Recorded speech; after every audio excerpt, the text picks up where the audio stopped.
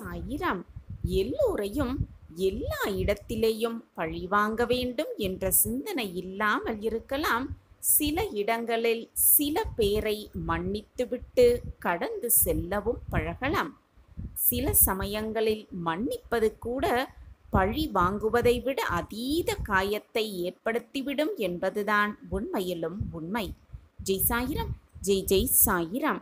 நம்ம சாயன்பர்கள் எல்லாரும் எப்படி இருக்கீங்க? எல்லாரும் நல்லா இருப்போம். ஓம் சாயிராம். என் அன்பு பிரியமே, உன் குறையெல்லாம் தீர்க்க உன் சாயப்பா நான் உன்னை தேடி வந்திருக்கிறேன் என் பிரியமே. உன்னுடைய வாழ்வில் மிக சிறந்த நாள் வரவிருக்கிறது. சந்தோஷமாக இரு. இனி உனக்கு எல்லாமே பொற்காலம்தான். என் அன்பு பிரியமே, வாழ்க்கை என்பது 1000 உறவுகளை சேர்ப்பது பற்றிய தேடல் கிடையாது என் பிரியமே. அதை பற்றிய தேடல் கிடையவே கிடையாது. உண்மையான உறவுகளை கண்டுபிடிப்பதற்கான தேடல் என்பதை புரிந்து கொள். ஆம் என் பிரியமே, உண்மையான உறவை கண்டுபிடிப்பதற்கான தேடல் என்பதுதான் உண்மையிலும் உண்மை. ஆம் என் குழந்தா, எப்பொழுதுமே எதற்குமே பயந்து கொண்டே இருக்காதே. நீ பயந்து கொண்டே இருந்தால், எதற்கெடுத்தாலும் பயப்பட்டு கொண்டே இருந்தால் உனக்கு பாதைகளே கண்களுக்கு தெரியாது. பயந்து கொண்டே இருந்தால் உன்னுடைய வெற்றியை நீ தள்ளி போட்டு கொண்டே இருக்கிறாய் என்பதை மட்டும் மறந்து விடாதே. பயப்படாதே. தைரியமாக எதிர்கொண்டு முன்னேறிக்கொண்டே இரு. உனக்கு துணையாக உன்னப்பா நான் உன்னோடுதான் எப்பொழுதுமே இருப்பேன் என்பதை மட்டும் மறந்து விடாதே என் பிரியமே. என் அன்பு பிரியமே, எல்லாம் சமாதானமாகிவிடும், எல்லாம் சமாதானமாகிவிடும் என்று மட்டும் நினைத்து கொண்டு செய்வதையெல்லாம் செய்துவிட்டு மன்னிப்பு கேட்டுவிட்டால் அனைவருமே சமாதானமாகி விடுவார்கள் என்று மட்டும் நினைப்பு விடாதே. அப்படி நினைப்பது மிக பெரிய முட்டாள்தனம் என் பிரியமே. எதிர்பார்க்கும் எந்த மனிதர்களும் மற்றவர்களின் மன்னிப்பை ஏற்றுக்கொண்டு அவர்களே சமாதானம் அடைவதில்லை என்பதுதான் மறுக்கவே முடியாத உண்மை. எல்லோரிடமும் அன்பை கொடுக்கும் அளவிற்கு ஆழமாக பழகுவது மிக மிக தவறு. உள்ளத்தால் உன்னுடைய அன்பை ஒருவர் உணராதவரை, அதை உணர்ந்து கொள்ளாதவரை நீ அவர்களுக்காக உயிரையே கொடுக்க முன்வந்தாலும் கூட அதனால் யாருக்கும் எந்த பயனும் இல்லை என்பதுதான் உண்மையிலும் உண்மை. விட்டு கொடுத்து வாழ்வதில் தவறு இல்லைதான் பிரியமே. ஆனால் எல்லா இடங்களிலும் எல்லாரிடமும் எப்பொழுதுமே விட்டு கொடுத்து கொண்டே இருந்தால், எப்பொழுதுமே விட்டு கொடுத்து கொண்டே இருந்தால் அவர்கள் உன்னை ஏளனமாக பேசி கண்டிப்பாக உன்னை ஏளனமாக பேசுவார்கள் என்பதை புரிந்து கொண்டு செயல்படு. ஆம் என் பிரியமே, விட்டு கொடுப்பதற்கும் ஒரு எல்லை இருக்கத்தான் செய்கிறது. எல்லை மீறும் புள்ளியில் விட்டு விலகுவதுதான் உனக்கும் மரியாதை, உன் மனதிற்கும் நிம்மதியளிக்கும் செயலாகவே இருக்கும். கோபப்படுவதோ சண்டை போடுவதோ மட்டும் வெறுப்பின் உச்சம் என்று நினைத்து விடாதே என் பிரியமே. எதையுமே கண்டு கொள்ளாமல் அமைதியாக விலகி இருப்பதும் கூட வெறுப்பின் உச்சம்தான். அது கூட வெறுப்பின் உச்சம்தான். ஆம் என் பிரியமே, ஒருவர் அமைதியாக விலகுகிறார்கள் என்றால் அவர் உன்னை வெறுத்து விட்டார் என்று அர்த்தம் கிடையாது என் பிரியமே. அவர் அமைதியாக உன்னை விட்டு விலகுகிறார் என்றுதான் அர்த்தம். குறைகளும் குற்றங்களும் இல்லாத மனிதர்கள் இந்த உலகில் யாருமே இல்லை. யாருமே இல்லை என் பிரியமே. நல்லது கெட்டது, இன்பம் துன்பம், சந்தோஷம் வேதனை என்று அனைத்துமே கலந்ததுதான் இந்த உலகம். அனைத்தும் நிறைந்ததுதான் இந்த உலகம். எல்லாம் நல்லதாகவே இருக்க வேண்டும், எல்லோருமே நல்லவர்களாகவே இருக்க வேண்டும் என்று எதிர்பார்ப்பது உன்னுடைய தவறு என் பிரியமே. அது உன்னுடைய தவறு. மற்றவர்களை குற்றப்படுத்தும் அளவிற்கு நீ குற்றமற்றவர் இல்லை என்பதை தான் யதார்த்தமாக நீ உணர்ந்து கொள்ள வேண்டும். அப்படி உணர்பவர்கள் மிக மிக குறைவுதான். 3 விஷயங்களை மட்டும் யாரிடமும் எப்பொழுதும் யாசகமாக கேட்காதே என் பிரியமே. அந்த 3 விஷயம் என்ன தெரியுமா? அது நேரத்தை மற்றவர்களிடம் யாசகமாக கேட்காதே. மற்றும் ஒன்று என்ன தெரியுமா? அன்பை எப்பொழுதுமே யாரிடமும் யாசகமாக கேட்காதே. அதே போல மரியாதையை எப்பொழுதும் யாரிடமும் கேட்கவே கேட்காதே. யார் உன்னை உண்மையாக முக்கியமான உறவாக நினைக்கிறார்களோ அவர்கள் நீ இவற்றை கேட்காமலேயே உனக்கு நிச்சயமாக அள்ளி அள்ளி தருவார்கள். யார் உன்னை மேலோட்டமாகவும் தேவைக்காகவும் நடிக்கிறார்களோ அவர்களிடம் இதை கேட்டாலும் கூட கிடைக்கவே கிடைக்காது. அவர்கள் உன்னோடு இருப்பதில் எந்த நன்மையுமே உனக்கு கிடையவே கிடையாது. அப்படிப்பட்ட மனிதர்களை விட்டு விலகி இருப்பது மிக மிக நல்லது. என் அன்பு பிரியமே, யாரையுமே வீழ்த்திவிட்டு நீ மேலே பிரம்மாண்டமாக வந்துவிடலாம் என்று மட்டும் எப்பொழுதும் நினைக்கவே நினைக்காதே. நீ ஒருவரை அழிக்க நினைத்தால் உன்னை அழிக்க மற்றொருவர் வந்து நிற்பார் என்பதை புரிந்து கொள். ஆம் என் பிரியமே, யாரையுமே பழி வாங்க வேண்டும் என்று எண்ணவே எண்ணாதே. எந்த சூழலிலும் யாரிடமும் நீ ஊமையாகவும் இருந்து விடாதே. அப்படி நீ இருந்தால் வாழ்வு முழுக்க நீ ஊமையாகவே வாழ நேரிடும். என் அன்பு பிரியமே, யாரையும் நம்பி உன்னை நீயே காயப்படுத்தி விடாதே. யாரையுமே நம்பி உன்னை நீயே காயப்படுத்தி விடாதே. வாழ்க்கையில் உன்னை சுற்றி இருப்பவர்கள் அனைவரிடமும் கவனம் என்பது மிக மிக அவசியம் என் பிரியமே. எப்பொழுதுமே கவனமாக இருக்க கற்றுக்கொள். யாரையும் நம்பி உன்னை நீயே காயப்படுத்த எண்ணாதே. வாழ்க்கையில் பல போராட்டங்களையும் பல துரோகங்களையும் பார்த்துவிட்ட பிறகு, அதை பார்த்த பிறகு இந்த ஜென்மம்தான் கடைசியாக இருக்க வேண்டும் என்று எண்ணி வாழ்ந்து கொண்டிருப்பவர்கள்தான் இங்கு அதிகமான பேர் இருந்து கொண்டிருக்கிறார்கள். ஆனால் அவர்களுக்கு தெரியாது என்ன நடக்கும் என்பது. என் அன்பு பிரியமே, எது நடந்தாலும் அதை அப்படியே ஏற்றுக்கொண்டு வாழ பழகிக்கொள். எது நடக்க வேண்டுமோ அது நிச்சயமாக நடக்கும். எது நிகழ வேண்டுமோ அது நிச்சயமாக நிகழ்ந்தேதான் தீரும். ஏற்கனவே முடிவு செய்யப்பட்டதுதான் எல்லாம் நடந்து கொண்டிருக்கிறதே தவிர இப்பொழுது எதுவுமே புதியதாக பிறக்கவில்லை. என் அன்பு பிரியமே, எப்பொழுதுமே மற்றவர்களிடம் அன்பாக இருக்க கற்றுக்கொள். எவ்வளவு கடுமையான கோபத்தையும் மறக்க வைத்து விடுகிறது ஒருவருடைய அன்பு. ஆம் என் பிரியமே, எவ்வளவு பெரிய கோபத்தையும் மறக்க வைத்து விடுகிறது உண்மையான அன்பு என்பது.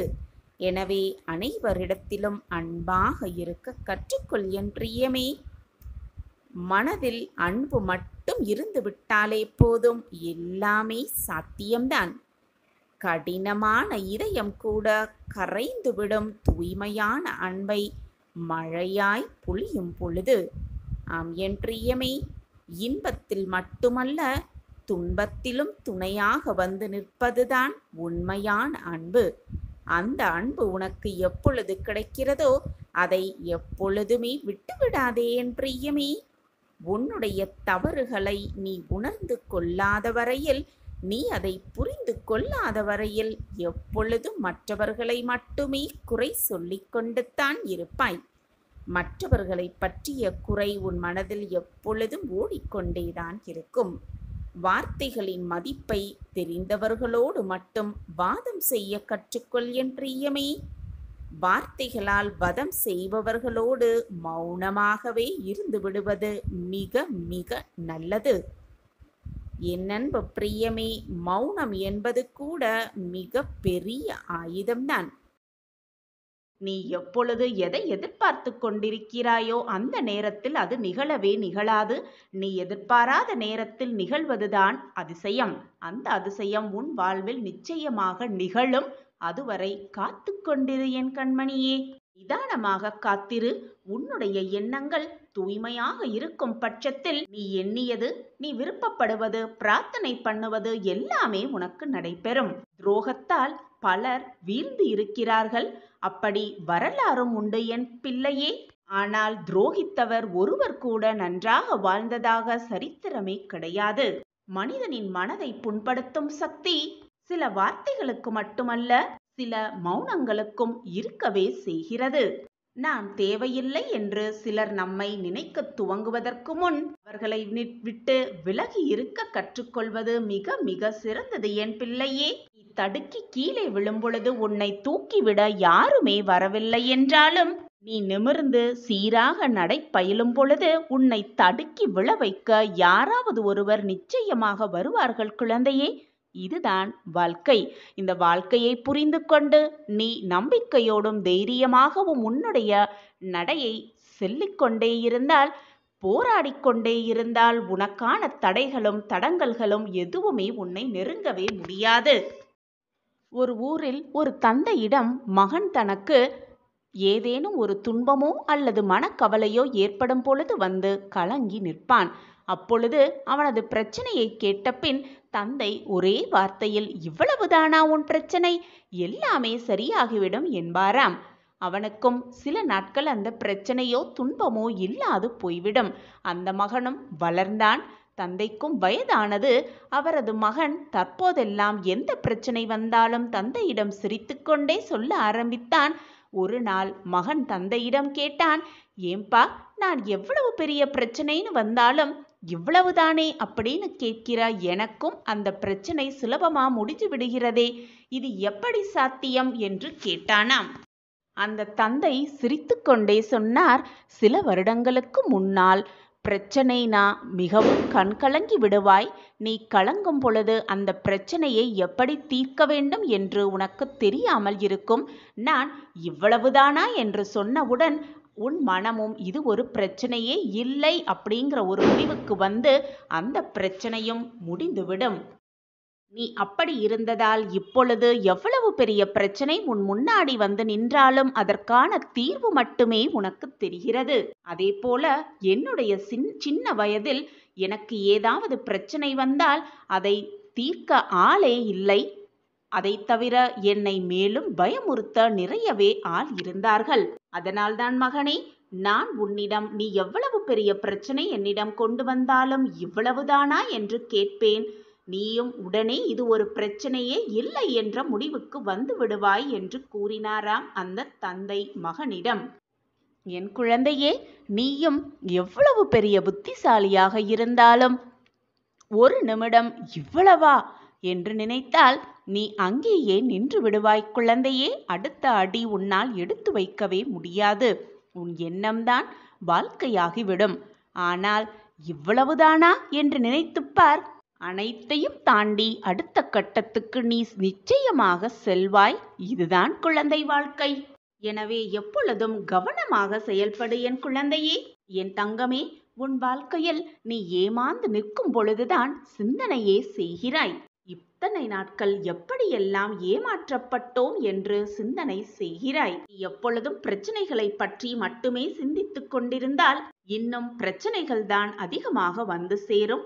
ஆனால் அதற்கான தீர்வு நிச்சயமாக உனக்கு எட்டாது. அர்த்தமே இல்லாத ஒரு சில பிரச்சனைகளால் தான் 1000 சந்தோஷங்கள் தொலைந்து விடுகிறது. எப்பொழுதும் நல்லதே நடக்கும் என்று நம்பு. அது உன்னை மட்டுமல்ல, உன்னை சுற்றி இருப்பவர்களையும் எப்பொழுதும் சந்தோஷமாகவே வைத்திருக்கும். உண்மையே எப்பொழுதும் பேசு. உன்னிடம் உதவி என்று வருபவர்களுக்கு உன்னால் முடிந்த உதவிகளை செய். இந்த இரு வழிகளாலும் நிச்சயமாக ஒருவன் இறைவனின் சன்னதியை அடைய முடியும். மற்றவர்களின் செயல்களில் எப்பொழுதுமே குறைகளை மட்டுமே காணாதே. மற்றவர்களின் குறைகளை மட்டுமே கண்டுபிடிக்கிறவன் தனக்குத்தானே வாழ்க்கையில் குழியை பறித்து கொள்கிறான் என்றுதான் அர்த்தம். எவன் ஒருவன் பொறுமைசாலியாக இருக்கின்றானோ அவன்தான் நினைத்ததை நிச்சயமாக அடைவான். உன்னுடைய எண்ணமும் செயலும் நேர்மையாக இருந்தால் வைக்கும் குறி யார் தடுத்தாலும் தப்பாது குழந்தையே. எல்லாவற்றையுமே இழந்துவிட்டோம் என்று நினைக்கும் போது ஒன்றை மறந்து விடாதே. எதிர்காலம் என்று உனக்கு இருக்கிறது என்பதை மறந்து விடாதே. இந்த உலகத்தில் யார் மீதும் அதிகமாக அன்பை வைக்காதே. பின் அந்த அன்பே உன்னை வீழ்த்திவிடும். அதற்காக அன்பே இல்லாத மனிதனாகவும் வாழ்ந்து விடாதே, மாறிவிடாதே. உன்னுடைய வாழ்க்கையே நரகமாகிவிடும். எப்பொழுதுமே உற்சாகமாக இரு என் குழந்தையே. உன்னுடைய பக்தியும் அன்பும் உண்மையானது. அதில் எந்த குறையும் காண முடியாது. நடக்கின்ற மாயையும் உன் கர்மாவும் தான் உன் வாழ்வை வழிநடத்தி செல்கின்றது. உன்னுடைய இந்த நிலை உன் சாயப்பாவிற்கு எப்படி தெரியாமல் போகும்? உன்னை எப்படி நான் புரிந்து கொள்ளாமல் இருப்பேன் என்று நினைத்து கொண்டிருக்கிறாய்? உன்னோடு எப்பொழுதுமே நான் இருப்பேன். என்னுடைய பரிபூரண அருளும் ஆசிர்வாதமும் உனக்கு எப்பொழுதுமே உண்டு. புலம்பியது எல்லாம் போதும். உன் புலம்பல் ஒரு முடிவுக்கு வந்து விட்டது. நிம்மதியால் உன் மனதை நிரப்பப் போகிறேன் உன் சாயப்பா. உன் வாழ்க்கையில் இதுவரை ஏற்பட்ட பிரச்சனைகள், சோதனைகள், துன்பங்கள் அனைத்தையும் சரி செய்ய உன் சாயப்பா இதோ உன் வீட்டிற்கே வந்திருக்கிறேன். உன்னுடைய மிகப்பெரிய கோரிக்கை நிறைவேறப் போகிறது. உன் வாழ்வில் பல நல்ல நல்ல மாற்றங்கள் நிகழப்போகிறது. எனவே கலங்காமல் இரு. உனக்காகவே உன் அப்பா காத்து கொண்டிருக்கிறேன். உன் வாழ்க்கையை மேம்படுத்த, உன் வாழ்க்கையை வெற்றியடைவ செய்ய நான் இருக்கும் பொழுது வீணாக எதற்கு நீ பயப்படுகிறாய்? யோகத்தை உன் வாழ்க்கையில் திருப்பிவிடப் போகிறேன் உன் சாயிநாதர். உன்னுடைய நம்பிக்கை தளரும் விதமான பல செய்திகளும் உன் காதில் வந்தால் நம்பிக்கையோடு இரு. தைரியத்தை இழந்து விடாதே. எதற்குமே பயப்படாதே. வெள்ளம் தலைக்கு மேல் போவது போல சூழ்நிலைகள் கூட தோன்றும். எதை கண்டும் அஞ்சாதே. உன்னை காக்க எப்பொழுதும் நான் இருக்கிறேன் என்பதை நினைவில் வைத்துக்கொண்டு செயல்படு. உனக்கான தைரியமும் நிம்மதியும் தானாகவே உன் மனதில் வந்து சூழ்ந்து கொள்ளும். உன்னுடைய துயரம் சந்தோஷமாக மாறும் என் குழந்தையே. உன் கஷ்டகாலமெல்லாம் இஷ்டகாலமாக மாற்றியமைக்கும் வேலையை தான் உன் சாயிநாதர் செய்து கொண்டிருக்கிறேன். எனவே பயப்படாதே. பயப்படாதே. எதற்குமே பயப்படாதே. தோல்வி என்பது அசிங்கமும் அல்ல, அவமானமும் அல்ல. வாழ்க்கையை புரிந்து கொள்வதற்கான நடக்கும் பாடமே என்பதை தீர்க்கமாக நம்பு. தோல்வியடைந்து விட்டால் அவ்வளவுதான் வாழ்க்கை என்று முடிவெடுத்து விடாதே. அதுதான் நீ வெற்றி அடைவதற்கான, ஏறுவதற்கான முதல் படி என்பதை நம்பு. தோல்வியடைந்து விட்டால் பின்வாங்கி விடாதே. முயன்று கொண்டே இரு. நல்லதை நினைத்து கொண்டே செயல்பட்டு கொண்டே இரு. உன் வாழ்க்கையில் நிச்சயமாக வெற்றி என்னும் கனியை எட்டி பிடித்து விடுவாய் உன் வாழ்வில். சாயின் பிள்ளையாக இருப்பது அவ்வளவு சாதாரணமல்ல. மனோதைரியமான இருப்பவர்களுக்கு மட்டுமே சாயின் பிள்ளைகளாக இருக்க முடியும். நீ பாக்கியசாலி, அதிர்ஷ்டசாலி. அதனால்தான் நீ சாயப்பாவின் பிள்ளையாக இருக்கிறாய். என் பிரியமான குழந்தையாகவும் இருக்கிறாய். எப்பொழுதுமே மற்றவர் வாழ்க்கையோடு உன்னை ஒப்பிட்டு பார்க்காதே. அவரவர் செய்த கர்ம வினையின் பலன்களால் தான் அவரவர் வாழ்க்கையில் இன்பத் துன்பங்களை அனுபவித்துக் கொண்டிருக்கிறார்கள். எனவே ஒருவர் வாழ்க்கை இருப்பது போல் மற்றவர்கள் வாழ்வு எப்பொழுதுமே இருக்காது, இருக்கவும் முடியாது. ஒவ்வொருவரின் வாழ்க்கை சாயல் வேறு விதமாக இருக்கும். அந்த வாழ்க்கையை படைத்தவனே நான் தானே. உனக்கான தேவைகள் அனைத்துமே நேரம் வரும் பொழுது, நல்ல காலம் வரும் பொழுது நிச்சயமாக உன்னை வந்து சேர்ந்தான் தீரும். எதற்காகவும் கலங்காதே.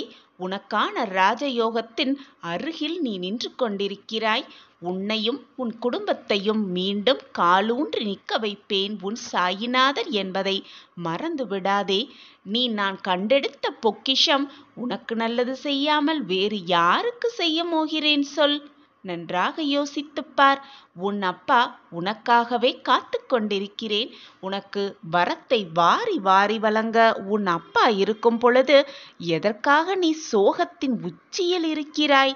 உனக்கான ராஜயோகத்தின் பக்கத்தில் நீ நின்று கொண்டிருக்கும் பொழுது இப்படியே சோகத்தோடு நின்று கொண்டிருந்தால் உனக்கு ராஜயோகம் வரும் பொழுது, அந்த சந்தோஷத்தை அனுபவிக்கும் பொழுது உன்னால் அதை ஏற்றுக்கொள்ள மனப்பக்குவத்தில் நீ இருக்கவே மாட்டாய். எனவே என் குழந்தையே, சந்தோஷமாக இரு, ஆனந்தமாக இரு, மனமகிழ்ச்சியோடு இரு. உனக்கானது உன்னிடம் வந்து சேரும் நேரமும் காலமும் நெருங்கிவிட்டது என்று உன் அப்பா சொல்கிறேன்.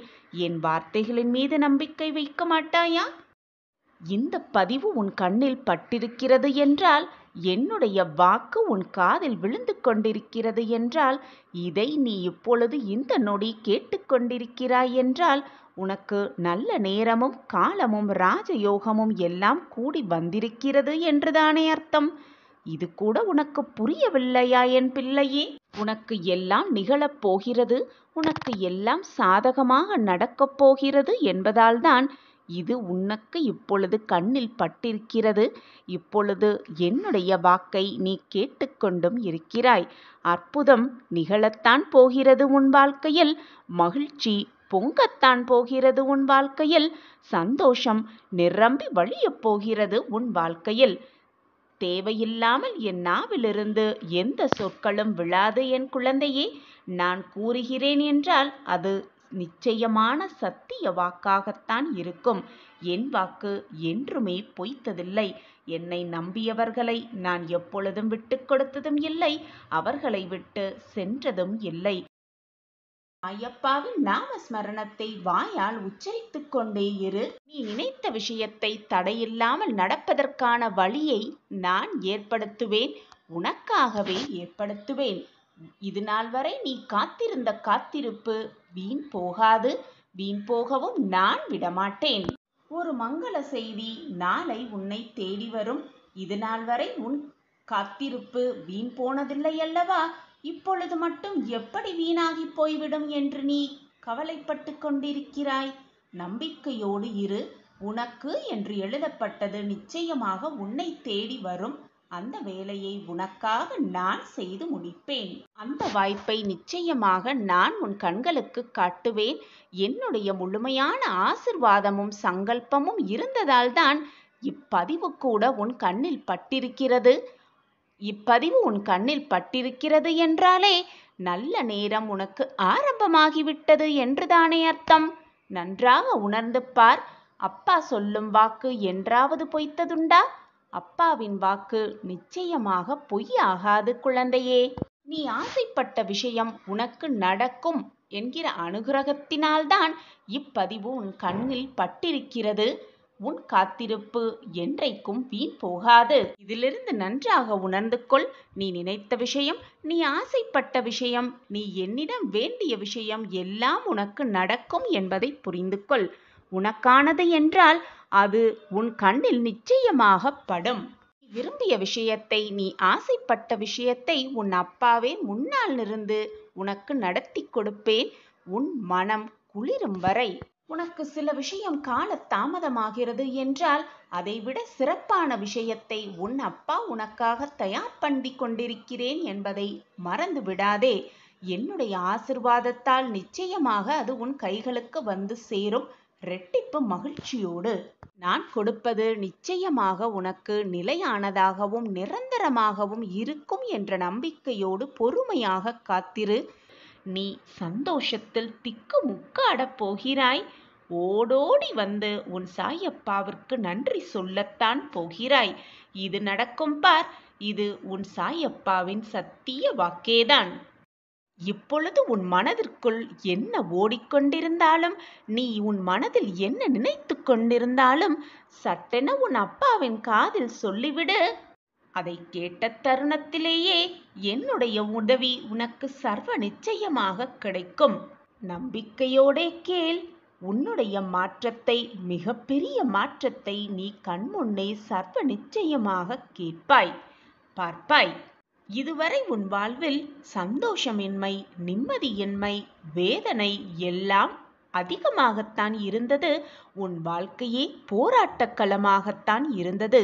அந்த போராட்டக் களத்திலிருந்து மீண்டு இப்பொழுது இந்த நிலைமைக்கு வந்து விட்டாய். நான் உன்னை வரவழைத்து விட்டேன்.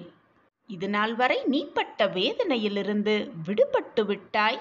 உன்னுடைய கர்ம பலன்களை முழுவதுமாக உன் சாய் ஏற்றுக்கொண்டு விட்டேன். இனி உன் வாழ்வில் நிம்மதியில்லை என்ற பேச்சிற்கு கூட இடமே இருக்காது. இனி உன் வாழ்வில் நீ உயரப் போகிறாய். எல்லோர் முன்னிலையிலும் உன் கைதான் ஓங்கி இருக்கும்.